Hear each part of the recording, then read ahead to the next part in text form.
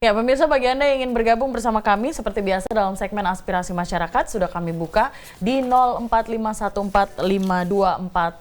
Silakan untuk Anda yang ingin memberikan aspirasi, saran, opini Anda terhadap kebijakan publik yang saat ini mungkin menurut Anda kurang berpihak begitu mungkin kepada Anda yang berada di daerah-daerah tertentu yang ada di Provinsi Sulawesi Tengah juga boleh langsung saja menghubungi kami di 0451452414 sudah kami buka. Sejumlah informasi juga tadi sudah kami sampaikan kepada Anda begitu pemirsa, tapi mungkin akan kita awali dulu dari perkembangan kasus COVID. Betul. Ya? Sudah ada di layar TV Anda terkait dengan COVID-19 yang ada di Sulawesi Tengah. Data secara singkat dulu terkonfirmasi, terlihat di layar TV Anda 528 orang, kemudian yang sembuh 335 orang dan juga yang meninggal 21 orang. Sementara QR Code yang ada di layar TV Anda bisa Anda gunakan dengan handphone pribadi untuk mengetahui informasi terkait dengan COVID-19 bukan hanya di Sulawesi Tengah tapi secara global.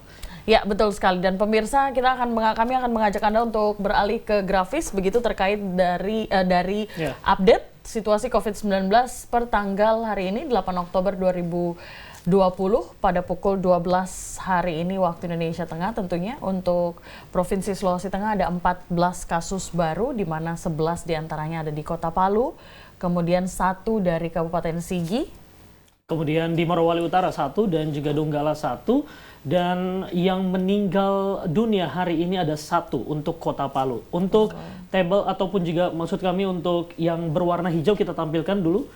Ya, data yang berada di detailnya ya. Secara detail untuk data yang berada di kotak warna hijau, kita coba tampilkan di hadapan Anda, termasuk di situ ada proses labnya ini 630 sampel.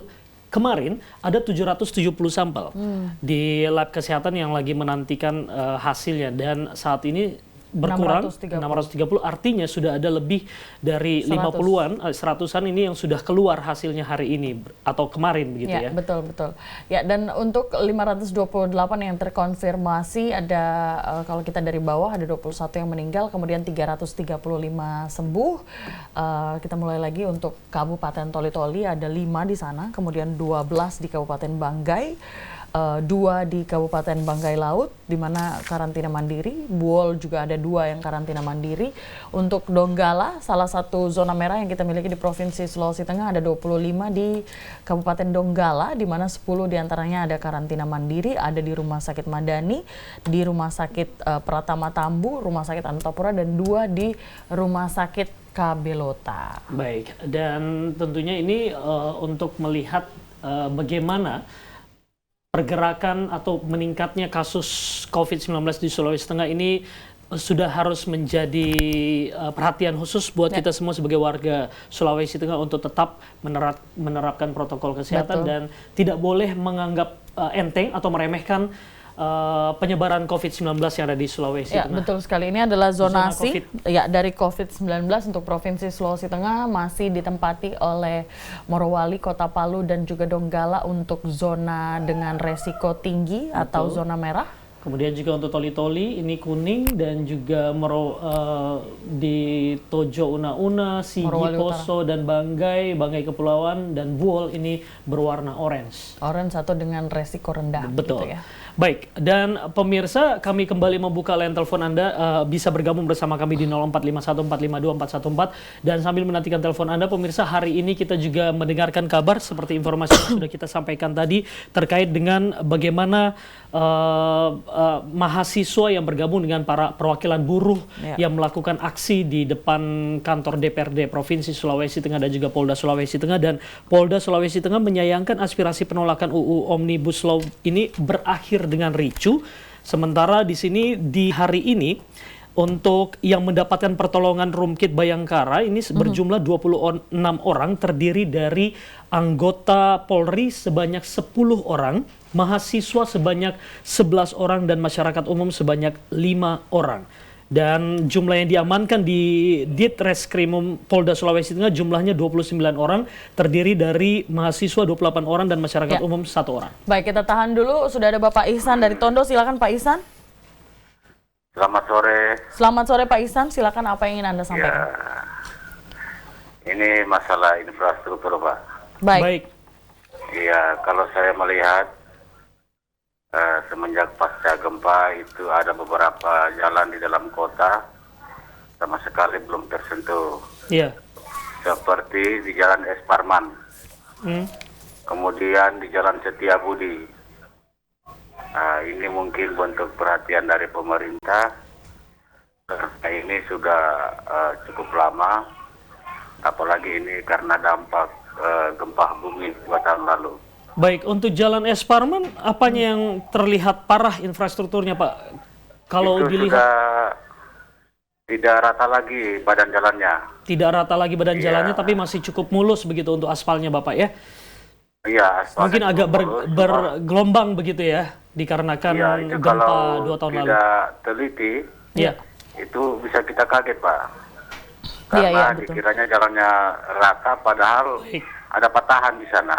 baik, Kemudian di Setiabudi itu di jembatan. betul. Oh iya, jembatan. Betul. Itu Iya. masih parah ya, Bapak ya? Ya, kemudian di Raja Moili Patung Kuda. Ya. Itu arah ke Jalan Suharso. Itu juga sampai sekarang, apalagi di musim hujan begini. aduh. Betul. Tepat di perempatan, Iya. Bapak ya? Iya, betul sekali, Iya, Pak. baik, Baik. betul. Ya, Ya, ada lagi Pak terima Ihsan? kasih. Baik, Terima terima kasih kasih. Bapak Ihsan dari Tondo terkait dengan infrastruktur khususnya yang berada di Jalan Es Parman dan juga Setiabudi yang menurut Pak Ihsan sudah cukup mulai mengganggu nih, mengganggu pengguna jalan yang kemudian melintas di jalan tersebut. Kita kembali lagi ke informasi terkait dengan demo penolakan Undang-Undang Ya. Cipta Kerja atau Omnibus Law yang terjadi hari ini, di mana memang untuk Kota Palu sendiri atau Provinsi Sulawesi Tengah memang berakhir ricuh begitu. Tadi sudah diinformasikan ada 10 polisi dan juga 11 mahasiswa yang kemudian harus dilarikan ke rumah sakit. ya. Dan ini terjadi ketika ada akhirnya ricuh mahasiswa dengan petugas keamanan polisi begitu yang akhirnya harus ada ditembakkan dengan gas air mata begitu ya, dan juga begitu banyak batu-batu yang berhamburan di jalanan tepat di depan kantor gubernur, kemudian depan Polda Sulawesi Tengah dan juga kantor DPRD Provinsi Sulawesi Tengah. Dan sampai saat ini pun juga kondisi sudah mulai reda di depan DPRD Provinsi Sulawesi Tengah dan juga Polda Sulawesi Tengah, dan mahasiswa sudah mulai perlahan-lahan untuk membubarkan diri mereka. Baik, ya menurut rilis dari Bithumas Polda Sulawesi Tengah juga kami mendapatkan informasi bahwa masa aksi yang semula menyampaikan aspirasinya memang melaksanakan ini secara damai begitu sejak pagi, namun kemudian memang ada oknum Disusupi yang kemudian menyusup ke dalam teman-teman mahasiswa dan kemudian memprovokasi begitu sampai akhirnya terjadi kericuhan seperti yang terjadi saat ini. Mungkin saat ini juga Anda sudah mendapatkan beberapa video begitu yang beredar di sosial media yang memang cukup memprihatinkan begitu, karena kita bisa melihat bagaimana ada aparat mahasiswa yang terluka, kemudian juga aparat yang terluka dan harus segera dibawa ke rumah sakit begitu. Ini adalah hal yang tentu sangat memprihatinkan kita bersama begitu.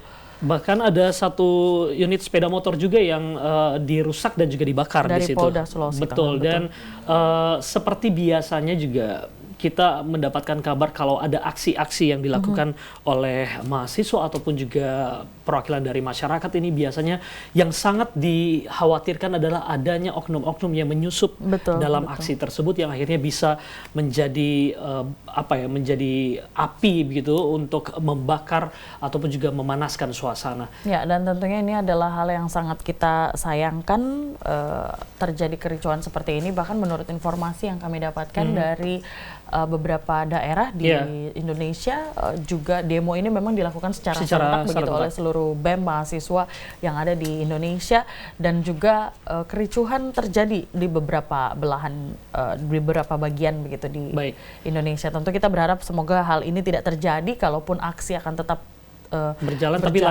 lancar dan damai ya. Damai, kalaupun memang akan tetap berjalan. Tapi tentu kita juga harus memperhatikan penggunaan masker dan lain sebagainya, karena ada berkumpulnya banyak massa begitu ya. Kita ketemu dengan Pak Amar di Palupi. Pak Amar, apa yang ingin disampaikan? Silahkan. Assalamualaikum warahmatullahi wabarakatuh. Waalaikumsalam warahmatullahi wabarakatuh. Saya bertanya. Ya, silakan.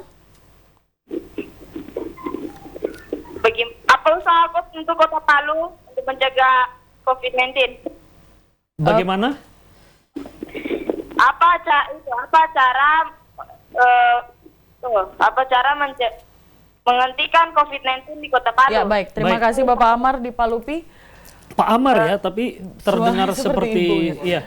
Baik, Pak Amar, terima kasih. Ini rasanya memang salah satu cara yang dilakukan oleh pemerintah Kota Palu dan juga masyarakat, yaitu tetap menerapkan protokol kesehatan. Kita harus betul-betul menerapkan protokol kesehatan itu, karena ini tugas bukan hanya dari pemerintah ataupun juga gugus tugas COVID-19, tapi dari masyarakatnya pun juga harus sigap dan juga harus kerjasama untuk memutus mata rantai Betul COVID-19 sekali, karena ini memang adalah peran kita bersama begitu. Ini bukan hanya pemerintah saja yang Betul. kemudian harus berperan untuk bagaimana kita menghentikan penularan dari COVID-19, tapi ini juga menjadi tanggung jawab kita bersama, karena ini karena kan penyebarannya hal yang harus juga kita begitu. perjuangkan bersama, yang harus kita lawan bersama. Ini yang perlu juga tentunya Pak Amar, selain kita tetap menjaga protokol kesehatan tetap dilaksanakan dimanapun Anda berada, tentunya juga ikut meningkatkan imun atau daya tahan tubuh kita masing-masing, tentunya dengan mengkonsumsi makanan ataupun minuman yang sehat. Buah-buahan, dan juga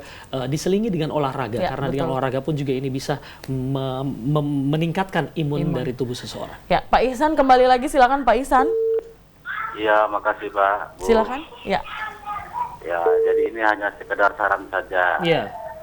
Ya, kalau bisa setiap orang yang terkonfirmasi setiap harinya itu, jangan cuma kabupatennya saja atau kotanya, kalau bisa sekalian dengan alamat atau kelurahannya, Pak.